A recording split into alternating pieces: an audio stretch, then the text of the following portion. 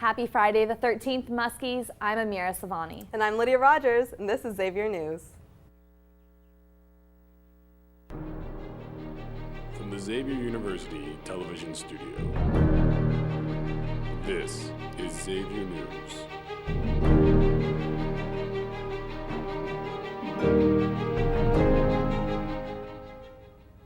Earlier this week, 3 Muslim students at Chapel Hill were shot by self-proclaimed atheist Craig Stephen Hicks. Though the specific motive behind the shooting is still unknown, it has been said to be over a parking spot dispute. The victims were Yusur Abu Salha, her sister Razan, and her husband Dia Barakat. Barakat and Abu Salha had just gotten married last December. Some believe Hicks' motive to be rooted not in the parking issue, but in the victim's religion. Yusur and Razan both wore traditional headscarves, and the girl's father says, quote, "We have no doubt that the way they looked and the way they believed had something to do with this," end quote. However, Hicks's wife explained, quote, "I can say that it is my absolute belief that this incident had nothing to do with religion or the victim's faith, but in fact was related to long-standing parking disputes," end quote. Hicks was known for his temper and the confrontational way he handled problems, such as parking issues and loud music.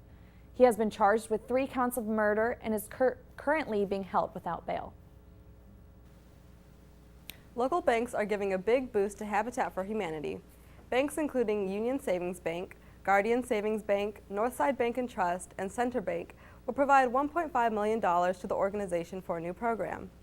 Habitat is partnering with the Home Ownership Center of Greater Cincinnati to begin a Zero Equivalent Mortgage Program, or ZEM. ZEM will provide mortgage loans at a lower rate of interest to families whose homes are being built by the charity. CEO of Habitat for Humanity of Greater Cincinnati, Ed Lee, said, quote, "The creation of Zero Equivalent Mortgage Pool represents a new age of Habitat carrying on its mission to enable home ownership for working low-income families," end quote. Habitat usually has to wait more than 30 years to get this money back to recycle for another project, but this program will allow Habitat to reclaim about 2/3 of its costs at closing. The organization said that the savings will allow them to serve 40 families in 2015. 3 families have already closed on their homes through the ZEM program. Here's something to brighten up your Friday. A 109-year-old man in Australia spends his time knitting sweaters for penguins. Alfie Date, the oldest living man in Australia, loves to knit and uses his skills to help animals. In March of last year, the Phillip Island Penguin Foundation requested knitters to donate their time and yarn to make sweaters for penguins to wear in the event of an oil spill. The sweaters help prevent oil from matting the bird's feathers and allowing water to seep through. After Date moved to an assisted living facility, nurses heard that he could knit and asked if he would be willing to knit some sweaters for the organization.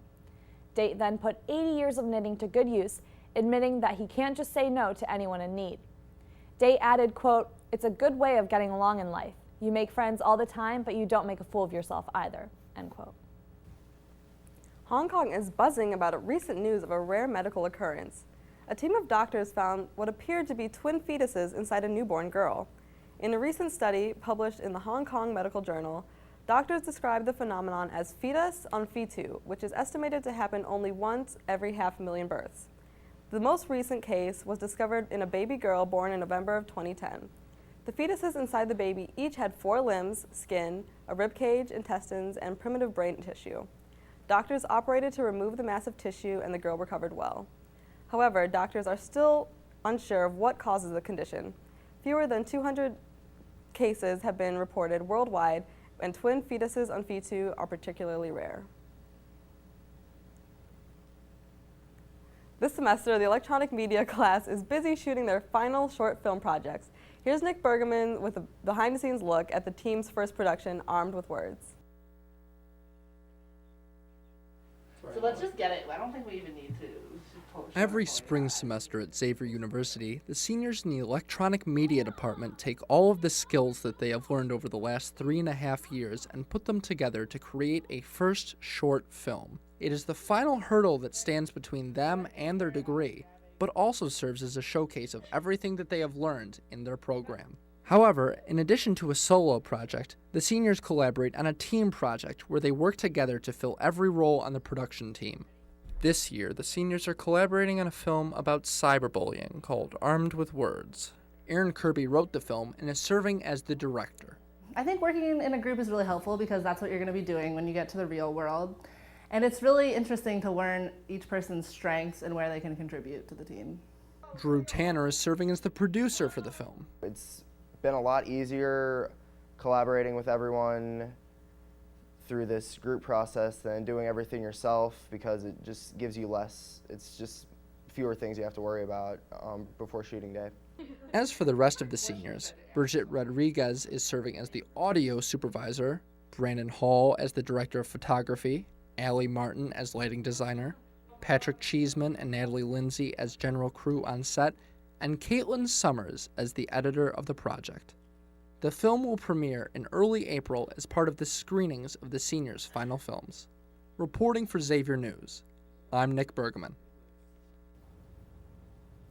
About 10 months ago, Islamic terrorist group Boko Haram kidnapped over 250 young girls from a boarding school in Nigeria.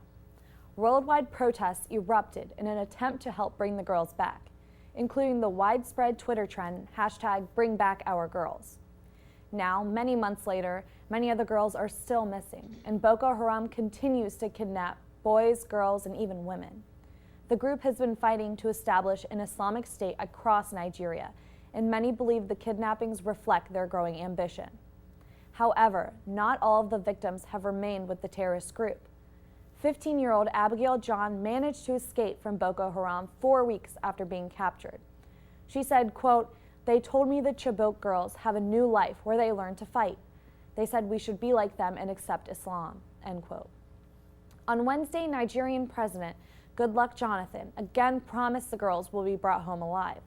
He said he is, quote, "more hopeful," end quote, about their fate now that a multinational force is being formed to fight Boko Haram. NBC Nightly News anchor Brian Williams has been suspended for 6 months in the wake of an internal review of comments about his experiences in the early days of the Iraq War.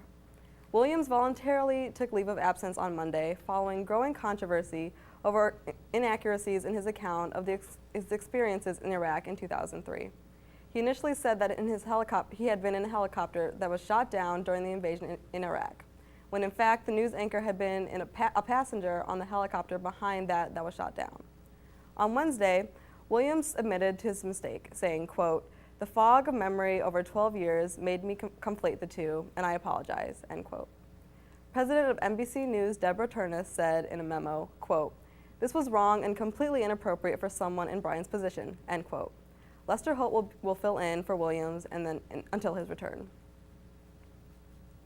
That's all from this desk. We wish everyone a happy Valentine's Day tomorrow and a good weekend overall. Next, stay tuned for the club president Joe Pota with the Xavier Sports Report.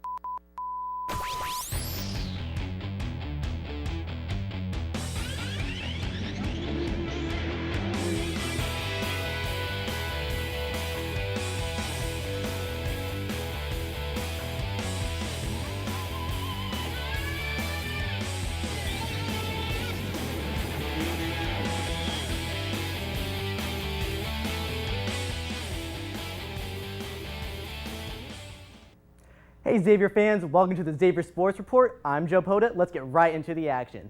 The baseball season starts off big this weekend with games against Army, Boston College, and Wofford. Xavier is coming off a 30-29 season and a Big East Tournament championship. This is the fourth 30-win season for head coach Scott Guggens, who took the Muskies all the way to the NCAA tournament for the second time in program history last season. This is Guggens' 10th season as the Muskies head coach, and he is looking to make it into the record books. Coach Guggen is just 27 wins shy from tying John Morey for most wins in Xavier history.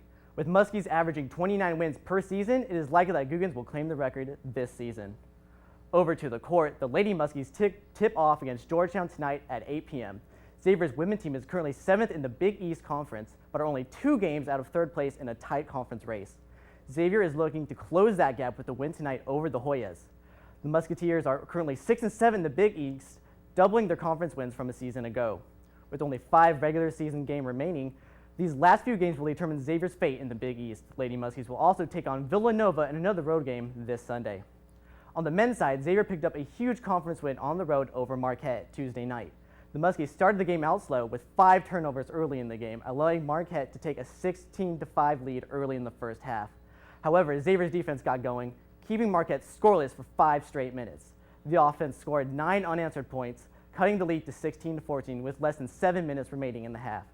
Despite the team's struggles early in the game, Xavier managed to go on a 19-3 run and went into halftime with a 28-25 lead. The second half opened up with a huge steal and breakaway basket by Miles Davis, which gave the Muskies momentum that would last the rest of the game.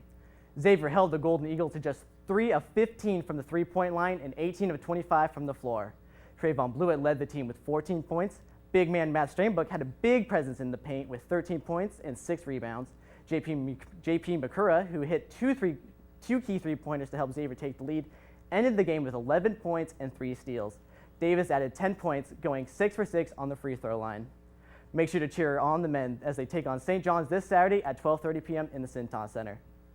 That's all for this week's Sports Report. I'm Joe Poda, and on behalf of everyone at the Xavier News, I would like to wish everyone a happy Valentine's Day tomorrow. Good luck to all our athletes out there, and have a fun and safe weekend.